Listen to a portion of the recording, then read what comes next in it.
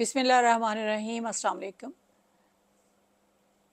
बड़ी खुशी की गल है कि भुलेखा नूं 35 वरे हो गए ने।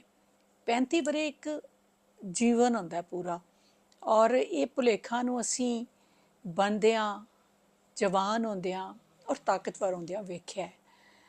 मेरे ख्याल है कि किसी भी इंसान की कमिटमेंट और अपनी काज नाल मुहब्बत की एक उमदा मिसाल है। मुदस्सिर इकबाल भट्ट साहब पंजाबी जबान की बढ़ोतरी लई जितने मुखलिस ने और जितना उन्होंने काम किया है, उसकी सब तो वड्डी मिसाल बलेखा अखबार है।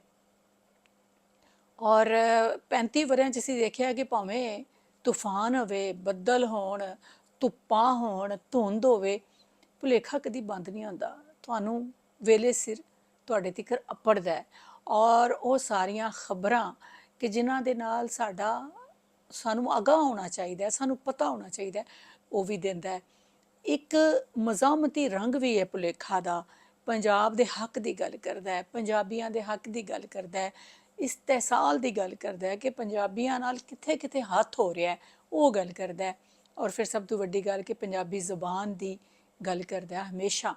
तो मैं 35 वरे मुकम्मल होण ते भुलेखा अखबार नूं, मुदस्सिर इकबाल भट्ट नूं बहुत मुबारकबाद पेश करनी आ और दुआ करनी आ कि अल्लाह करे कि ये भुलेखा इस तरह तरक्की करता रहे और फिर असीं दी गोल्डन जुबली मनाइए।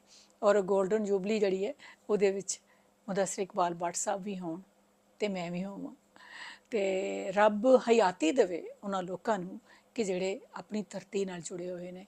रब हयाती देवे मुदस्सिर इकबाल भट्ट नूं और बहुत तरक्की होवे भुलेखा अखबार दी, क्योंकि ये धरती दी आवाज़ है, ये पंजाबियां दे दिल की आवाज़ है। तो धरती की आवाज़ नूं हमेशा गूंजदा रहना चाहिए, फजावां च गज वज के बोलना चाहिए। बहुत मुबारकबाद होवे, सलामत रवो।